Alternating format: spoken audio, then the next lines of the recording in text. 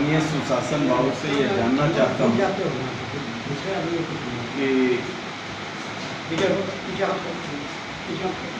कि यह सृजन घोटाला में जब चार्जशीट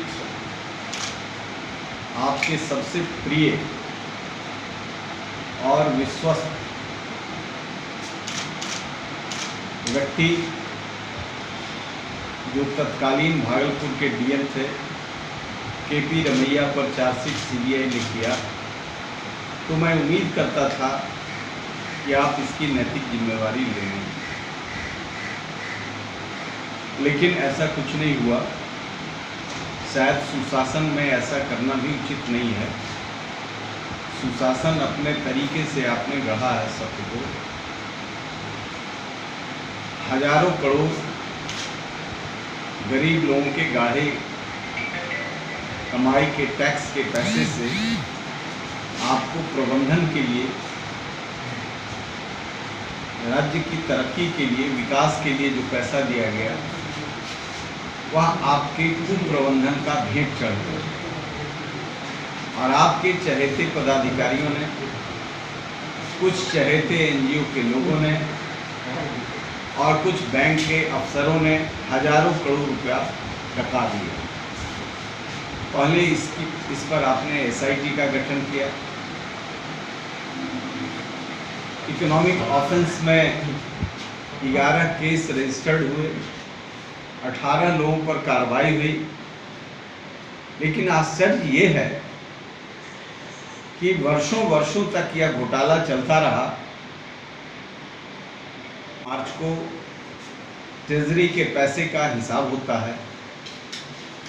एक साधारण व्यक्ति भी जानता है कि 31 मार्च को क्लोजिंग डे है, उस समय पैसा सब कुछ स्पष्ट हो जाएगा। लेकिन वर्षों वर्षों तक यह घोटाला चला और न आपके फाइनेंस मिनिस्टर को और न आप पता चला। हमको ऐसा लगता है कि आपकी जानकारी में ये घोटाला हुआ है, और जानकारी में ये घोटाला नहीं होता तो इसके जो उन दिनों के शीर्ष केपी रमैया, जिनको सीबीआई ने चार्जशीट किया और आपको बचाया, यदि किसी चार्जशीटेड व्यक्ति से उस अभियुक्त का रिश्ता हो तो उससे पूछताछ होती है। आपसे पूछताछ भी नहीं हुआ और इस तरह की अराजक स्थिति और मनोबल लुटेरों का बढ़ाने का काम आपने किया। आपने केपी रमैया साहब को, जिनके निर्देशन में यह इतना बड़ा घोटाला हुआ, तो उनको बचाने के लिए आपने समय पर वीआरएस दिलाया।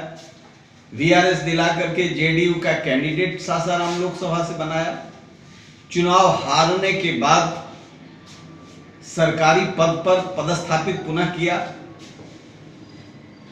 घोटाले के बाद, घोटाले के पहले जो रिश्ते आपके साथ इनके रहे हैं, ये तो साफ है कि आपके संरक्षण में घोटाला हुआ है। इसलिए मैं आज महामहिम राष्ट्रपति जी को एक पत्र लिखा है कि पब्लिक एक्सचेकर का इतना बड़ा लूट, राजनीतिक संरक्षण, ये प्रधानमंत्री जी जो भ्रष्टाचार से लड़ने के लिए कटिबद्ध हैं, क्या भ्रष्टाचार से लड़ाई आपके एलाइज मुख्यमंत्री और आपके पार्टी के उप मुख्यमंत्री द्वारा इस घोटाले में जो अहम भूमिका रही है?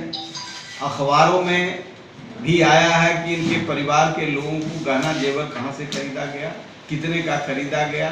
सीबीआई वहां तक गई, लेकिन सीबीआई जांच के दौरान सिर्फ ब्यूरोक्रेट्स और एनजीओ को इसमें पकड़ा गया, बाकी लोगों को बचाया गया।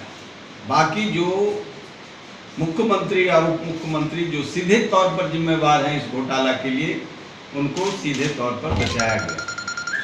तो मैं समझता हूं कि माननीय प्रधानमंत्री जी, आपको जनता को विश्वास दिलाने के लिए इस भ्रष्टाचार में सरकार के मुखिया और वित्त मंत्री दोनों का सीधा सीधा हाथ है। और यह लिंकेज इसलिए भी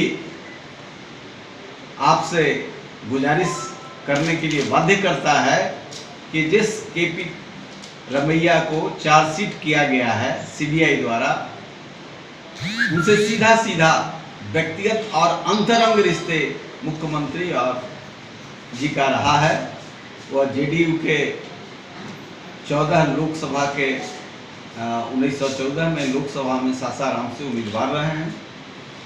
वहाँ से चुनाव हारने के बाद लैंड ट्रिब्यूनल के वो मेंबर रहे हैं, बनाए गए। या तो इस जांच को प्रभावित करने के लिए कि उनका इतना रफ्तदारों से संबंध है, कोई कार्रवाई नहीं हो, लेकिन साक्ष्य इतने प्रमाणित थे कि सीबीआई इनको नहीं बचा सका। लेकिन उस आगे की कार्रवाई कि यह धन कहां कहां से गया, किनके संरक्षण से हुआ और कौन कौन लोग जिम्मेवार इसके लिए हैं,